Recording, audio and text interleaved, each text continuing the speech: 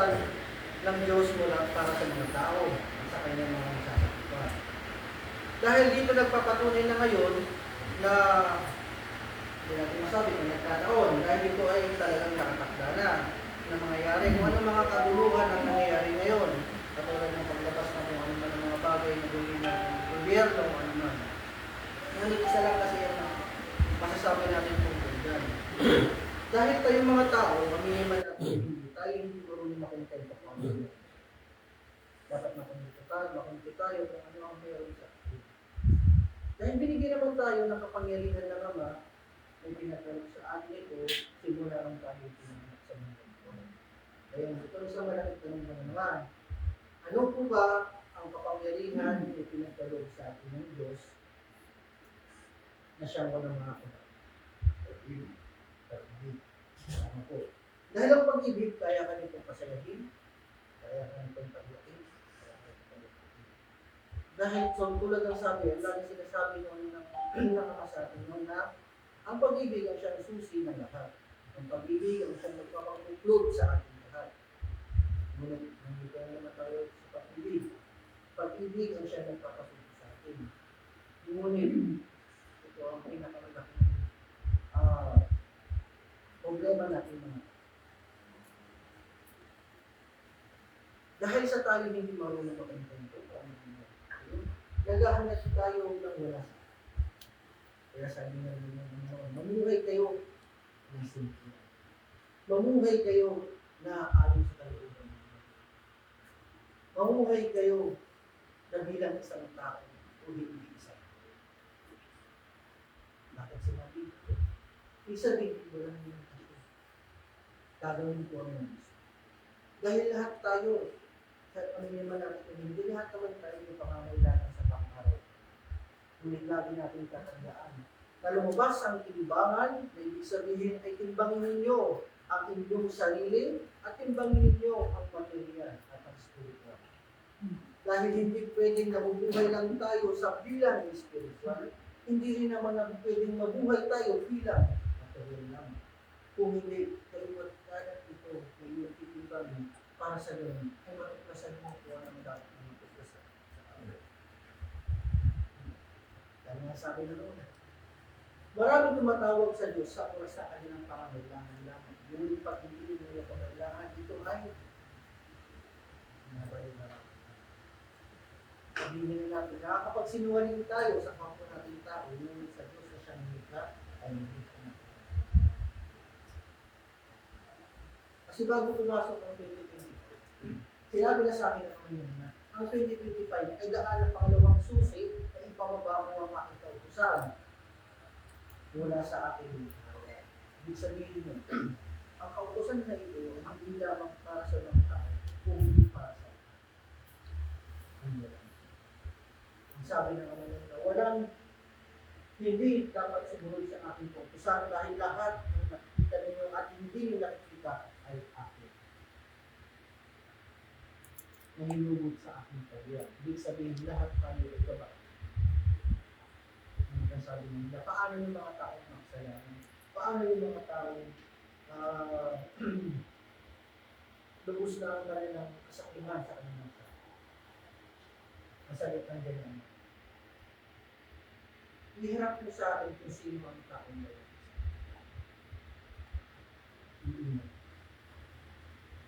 Meron na. Ngunit, sa pagtitimbang ito, sabihin na natin, sinasabi mo ito, magkaroon ka ng kasalanan, o siya ganyan, o siya ganyan. Tayo hindi na pinapatawad ng Diyos. Which is ito. Sa aking pangalawa, sa aking pag-aaral, hindi. Kaya nasabi mo ng Diyos, na bumaba ang anak na salita. Inayos mo ba ang mga ayos? O inayos mo mga sila? Kayo po ba, tatanungin ko, aayusin mo ba ang ayos na o aayusin mo ba ang sila? Yan din ang pinapagawa sa atin. Ayusin natin. Una natin nga ayusin ang ating sarili bago natin tutulungan ang atin. Dahil hindi natin kaya tutulungan ang iba kung hindi natin ayos ang ating sarili. Tama po ba? Kasi sa takbo ng spiritual, ang ginagawa natin hindi maraming nagbabago. Maraming nagpapataasan. Maraming nagsasabi na ako ang ganito, ako yung ganito. Ngunit sa salita, meron sila. Ngunit sa gawa.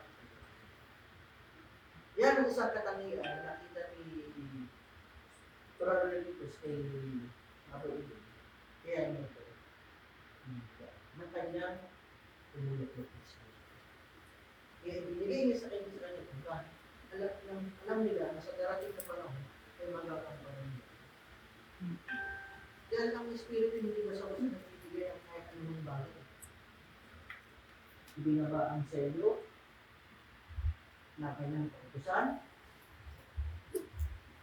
kanyang luma at bagong henerasyon, at ang ibig sabihin ng radyo, ihayag ang katotoo. Ihayag natin ito. Huwag tayong matakot na ihayag ang katotohanan kung alam natin sa sarili natin. Ngunit isa lang ang masasabi ko. Bago niyo ihayag ang katotohanan, kailangan malaman sa sarili ninyo at magkaroon kayo ng patutuo sa sarili ninyo na tama ang tinatawag. Dahil kung walang makakapagsabi kung tama ang tinahak ninyo, mas kayo rin mismo sa sarili ninyo. Hindi importante ang gamit, hindi importante kung ilan ang pinili. Maraming nagsasabi na ay, kasi ganito ang ginagawa namin, ganito. Hindi na ko nga dahil marami ang natapos. Kung hindi, ang sabi naman, gumanap kayo ng totoo. At paupuhan ninyo at ating pare. Kaya kayo, lumalabas na kayo ng mga bagay na problema kayo sa gobyerno. Isa lang itong patunay na ang mga Pilipinas ay nililisan. Totoo naman, ang Pilipinas. Sabi nila, number one, pero totoo yan. Lahat naman ng bansa. Hindi natin kahit sa loob ng isang religiyon o sa bahat, hindi natin may iwasan. Kaya nga sabi niya, dahil ibig sabihin, kung naging gano'n ka, hindi ka nagkakita. Ang pinakamalaking kasalanan na pwede kong gawin sa Diyos, sa sarili, ay ang magsinungaling ka sa sarili. Sasabihin ng isa, ay nakita ko ang Ama sa kalangitan. Yung isa naman sumubay kahit hindi na nakita. Nakita ko kahit hindi. Ang ibig sabihin lang, hindi ka naging totoo sa sarili. Naging totoo mo, lupa sa ng hindi na kasi importante ngayon kung ano mo bang religion. Hindi na importante kung ano mo ang sinuwain. Hindi naman importante kung ikaw ay nilang kaya sabi na naman, ang lahat ng pagkakalian na bagay na doon sa mundo ay panginoon. Kasi pumasok na tayo sa trade na. Hindi na tayo. Dahil ang sabi sa akin ng mga bago maglipat ang Pilipinas sa akin. Anak, maghanda kayo dahil ang digmaan ng tao ang dugo at tubig ay ang halo sa lupa upang sa ganun ang lahat. Sabi ko, hindi tanging ba kung pwedeng gawin para hindi na tayo magagawin ito? Wala na. Dahil ang tao ay pinagbigyan ng paulit-ulit ang kanyang. Ngayong panahon na para ikilos na mga kanyang. May sabihin, ito mo sa sinasabi ka agad na ang mundo ay ang mundo. Kung hindi, ayusin ito. Dahil, kung tutusin, ano ba talaga ang pinaka-problema ng sarili? Ngayon, magiging isang tanong ko rin. Ano po ba talaga ang pinaka-problema ng sarili?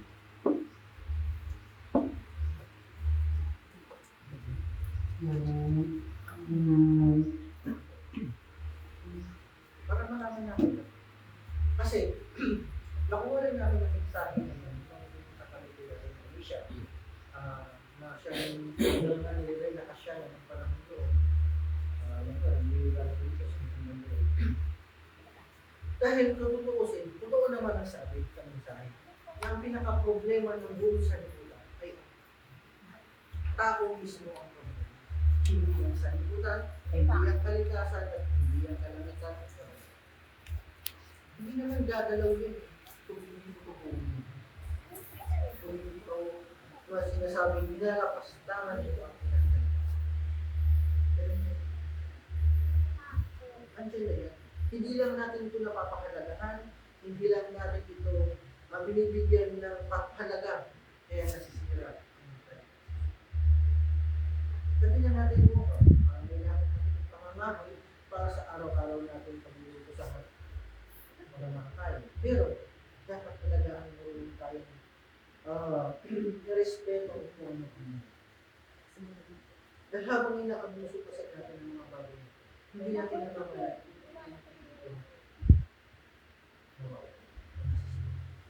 Ganyan tayo. Habang unti-unti natin inaabuso ang ating sarili at unti-unti natin pinapabayaan ang ating sarili, anong magiging lagay ng ito? Nasisira. O magiging na at magkakaroon. Dahil ang sabi ng wala akong itinatag na kahit anong magtakanan sa mundo.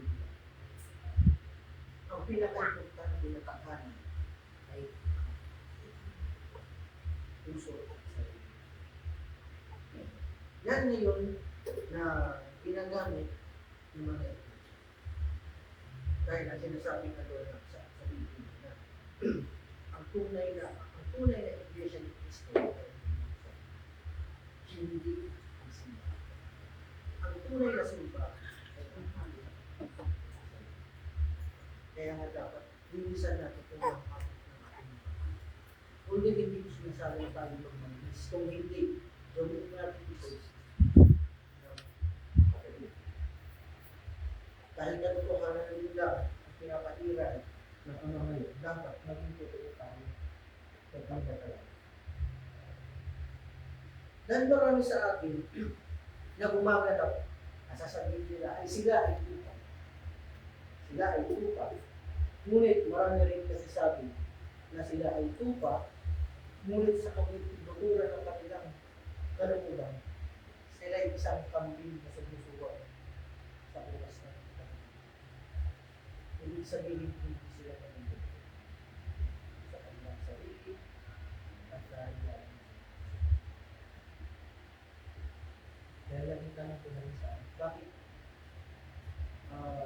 Marami namang gumaganap, marami namang may ibang sekta ng spiritual na gumaganap na sinasabi nila na sa kanila ang katotohanan. Pero bakit hindi sila ang lagi lang nilang sinasabi na nandito ang katotohanan, nandito ang templo, nandito ang ganito, nandito ang kapangyarihan na sa akin. Anong nangyayari? Dahil hindi nila pinagkain sa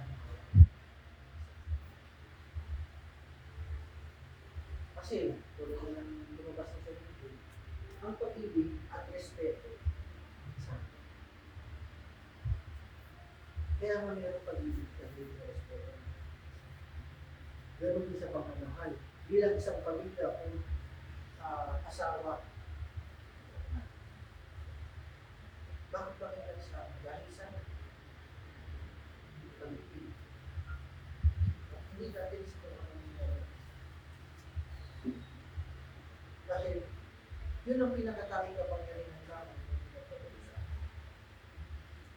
Kaya nga sabi ko, hindi pa rin natututo ang tao siguro. Ano ba ang kulang na patutuo sa kanilang sarili, sa kanilang pamilya? Ano pa ba ang kanilang hindi naman lalakas. Pero hindi na binibigay ito ng 100%. Pero pag binigay ng Ama ang 100%, ang tanong, mahanapin ko na. Ang sabi namin. Kaya binigay lang sa atin ng 90%. Kaya ang sabi namin, kalibang mahalan, kayo ay magkaisa ng ayon sa katotohanan. Dahil ang nasabi ko na rin niya kay Rachel Dardal, mahal na rin na, sabi ko sa kanya. Kung yung sinasabi niyo mataas-taas ang kapangyarihan naman yan, at hindi ko naman pinag-question kung ano kung meron ko. Walang galang. Pero, aanhin natin ang kapangyarihan kung wala tayo. Nasaan? Parang isang ano. Kumagat man ang isa, hindi mo siguro. Pero kung kumagat ang lahat at marami, ibig sabihin, pinakamahalaga pa rin na tayong magtutunan. Dahil hindi naman natin ito kakayanin ng isa. Lahat ng ito, kailangan igaan natin sa katotohanan. Dahil hindi naman ang lahat. Ibig sabihin, ang Supreme Court, ibig sabihin nito, ay ang batas na siya ang pinakakita.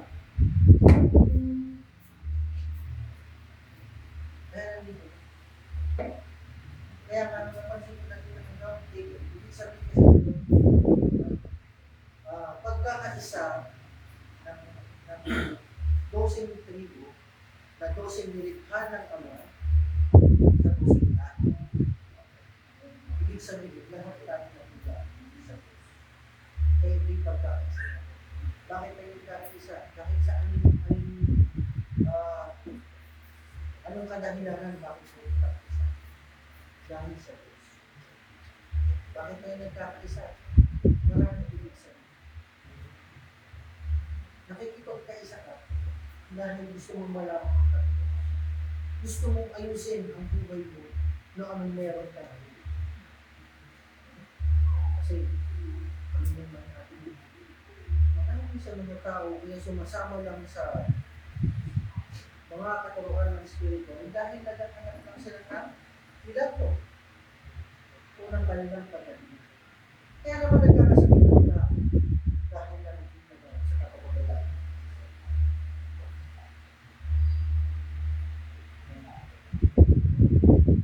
Dahil tayo tumataglaman. Pero kung iisipin ninyo, ang ibang tao na tumataglaman, bakit nalakas na rin? Bakit medyo bata yung tayo nagkakasakit? Dahil ibig sabihin na nito, isang kapilang patuloy na hindi niya pinapagawa. Tayo na sa panahon na ng malapit na ang pinta. Kaya pagpasok na ito, pinakita ka agad, pinalabas nila ka agad na ang simbolo ng kulasan. Ibig sabihin, ang simbolo ng kulasan ay siyang nagka-countdown sa akin. Ibig sabihin, ang oras ay marami.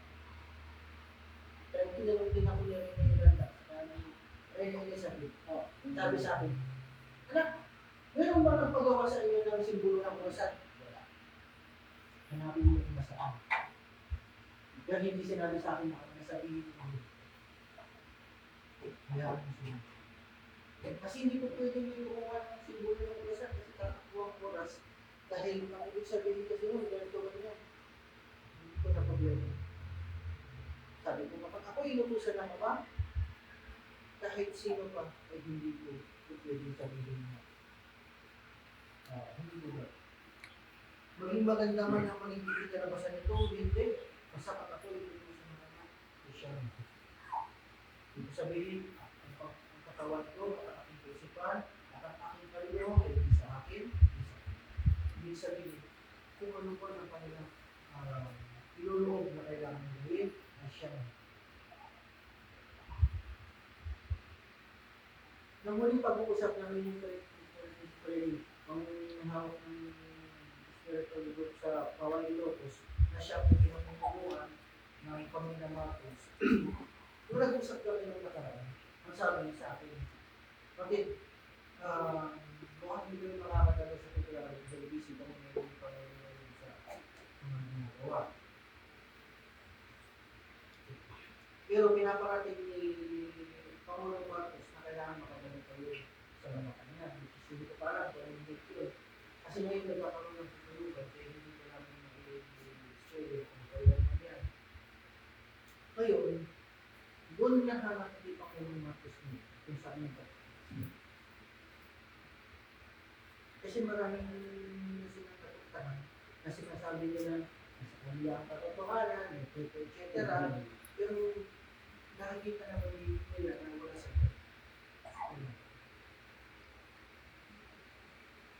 hindi mo lang alam kung pwede kong isiwala. Pero may ibang detalye ako pwede kong isiwala. Inilabas naman nila ang ibang bahagi na itinabo ng mga ngunit ang hindi nila nag-advance ay ang para sa spirit. Dahil hanggang ngayon, hindi nila mabuksan yung account sa sister dahil ang nakalagay din na signatory is spiritual wonder. Ngayon, sino ang nakapangalan? Wala pa. Wala na naman yung papangalan na gano'n ako. Kasi yun na nakatga. Dahil meron ko na kailangan buksan doon. Ngunit, sabi na naman sa akin, sige, sumalat mo. Pero wala pa rin marami. Dahil ang sinasabi ko na Elizabeth, ay ang gobyerno spiritual. Ang gobyerno spiritual, isang malubo. Dahil ang unang makakala ko nandyan, gobyerno ng tao. Pangalawa, ang mga religion na namin. Pero ko, kaya malubo. Kaya sabi, kung gusto nyo itatawag ang gobyerno spiritual, kailangan mag-isa. Dahil kung hindi magkaroon ng pagkakasa, magagawa. Kaya sabi niya, ang tao, hindi marunong makita. Kasi ang tingin nila sa mga religion, kapangyarihan ng alin. Ang hiliman natin hindi. Ano ang kapangyarihan ba ng bawal ng religion? Tao, bagay, simbahan. Kaya dapat yun ang isang bagay, isang tukso sa ating. Kaya kung maaari, kung ano meron sa ating religion, huwag tayo mga wala. Wala namang masama din at mga tayo ng mas hindi pa kameran tayo. Pero lagi natin tatandaan na yung mga bagay na yun, hindi natin hangarin. Pero pagsikapan natin. Huwag natin itong ipilit na gawin na dumating pa sa punto na gagawa ng isang bagay na alam mo makakawat ka. Gawin mo itong nanaayos sa kalitunan sa kalitunan. Hindi ko, ay gusto ko ito. Nung utang na ako ito. Bahala na, kababayaran ko ito. Pinagyaran ko ito. Kailangan pagsikapan. Yan ang nangyayari kaya nakukuha ko na tawag na corruption sa mundo. Dahil hindi sila makagpento. Kaya ang mensahe natin ito at tayo magkaisa at lagi natin ituwiran ang katotohanan sa ating sarili. Ang katotohanan na tayo ay naniniwala sa Diyos na siya ay likha at tayo ay maging totoo sa ating sarili. And sabihin na natin hindi naman nila alam yung mga kasama ko na ako hindi talagang naniniwala sa mga ginagawa niya ako. Pero, which is normal lang naman yun na nangyayari sa isang tao dahil nalaanan ka. Dahil ang spiritual na isang aral, na isang mataas na uri ng aral tungkol sa Diyos, sa Diyos. Ang pinag-aaralan natin dito, ang komunikasyon sa Diyos at sa tao. Dahil yun ang pinakamahalaga na kailangan natin matutunan sa atin. Dahil dito, sa katuruan ng spiritual, walang kapangyarihan. Dahil ang pera, pang-material. Sabihin na natin pangangailangan natin sa araw-araw, pero lagi natin tatandaan. At dapat, ang pera ang tulong sa tao. Hindi ang tao. Yan tayo gulo, yan diyan tayo nasisira, diyan din tayo nagkakaroon ng dito po.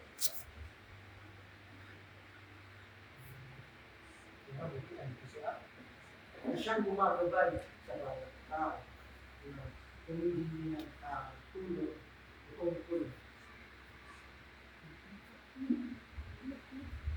Hindi masabi, bilang araw. Malay mo, sinabi ko lang sa nalakan niya. Masabi o kasi nasabi talaga. Pero, hindi ba? Marami siya, narating yan. Narating na ito. Kaya naman sinasabi ko lalo sa inyo. Maging totoo tayo at gamitin natin yung pag-iisa. Kaya muli, malawalhati kayo sa ating lahat. Masaya at buhay pag-iisa sa ating lahat. Yes, maralagi buhay pag-ibig ko. Thank you. Maraming salamat at kunting paliwanag at binigay mo. Dahil yan, ang bagay, isang sumundo siya at kapapaliwanag ko. Walang posible, basta ng Diyos ang masutos, walang posible. Lahat tayo iipunin ng Diyos. Kailangan natin magkakaisa. Hindi natin ang bawat isa sa atin. Huwag na tayo magusta, isipin natin ang makakabuti sa lahat. Sa pangalan ni Jesus. Amen. At yun lang, ama natin talaga. Dalawa ng paraan yan. Dahil lahat yan, walang posible sa kanya.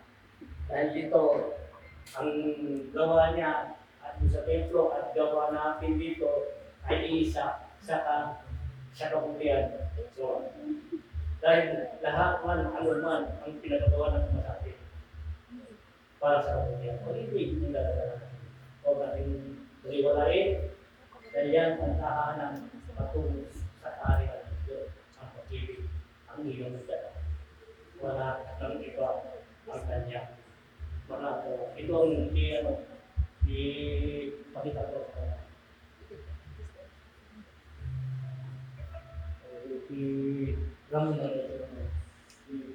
Dahil alam mo, marami pang darating dito. Hindi ako nagpadala dito kung hindi ang Diyos. Lahat ang mensahe galing sa Diyos. Dahil gusto ng Diyos pagkakaisay ng lahat ng spiritual. Dahil ang spiritual, ang siya na may libro sa Diyos. Dahil lahat tayo sa spiritual din tayo, spiritual din katawan tayo. Bilang araw ng spiritual din tayo katulad. Ngayon, kung gusto ng Ama, at magkakaisa tayo sa araw, ang spiritual ang mag-ibig ang tira. Walang pinag kaya mga sinasabi ko sa inyo walang pinag bilang araw, pagdating na oras yun, yung sinabi ko kayo na nangyayari yun, magtambak kayo ng kayamanan ng pagkakas. Dahil yun ang mahalaga sa lahat para sa atin. Ang sinubunan ng Diyos, ang siya ang papaliwanag sa bawat isa. Yung pinanagalang para malaman nila. Basta kayo, magsimula ngayon, magbago na habang may katawan kayo, magbago kayo. Bilang oras, pagdating ng panahon at kinuha na kayo, naghanda na kayo, meron na kayo kayamanan iharap sa Diyos. Ano ba iharap natin sa kayamanan na gusto ng Diyos? Ano ba kapatihan ng mahal? Yun ang kailangan ng Diyos. Kung tamang sinabi niya, kailangan ng tayo. Unay natin ang Diyos, humingi ng gabay para tayo ay pinagabayan para malayo sa aksidente ang blessing at kumarating sa atin. Kailangan natin kung may kapal, ang nagbibigas. Na umawa sa atin. So, kailangan natin magkaisa. Shout out kay Anton. Iisa ang layunin natin. Kung ano man ang nakita niyo ang bawat isa, yung ginagalang nila, dalagin natin. Respect. Iisa talaga natin mamaya sa pag-ibig ng talaga. Si Jesus, si Rizal, kung ano man ang mga nirespeto, respetuhin natin dahil ilang oras tayo harap sa Diyos. Kung sabi ng Diyos, mamintas ka ba? Ikaw, kung nagawa sa mundo, ano nagawa mo? Mamintas ka ba? Huwag ka na mintas. Dahil wala kayong karapatan na mintas. Ang Diyos lang ang pwede na mintas sa inyo. Dahil siya ang hawa ng lahat dito sa inyo. Amen. Siya ang buhay natin. Siya ang tunay na kakaligtas. Maraming salamat. Amen. Kanina, may isa yun sa kanila. Ayaw na ulitin. Baka sabihin nila, paulit-ulit. So, kailangan natin, yung mga kapatiran natin, brother, lahat, ang ihangad namin, ang isang pastor, ang ihangad namin, kapayapaan. Gusto magsalita, brother. Gusto mong paliwanag sa kanila. Kahit kunti. Importante, nasa iyo ang desisyon. Yes! Dahil, kapag kilala ka lang, masaya na. Di ba? Andun mo tayo.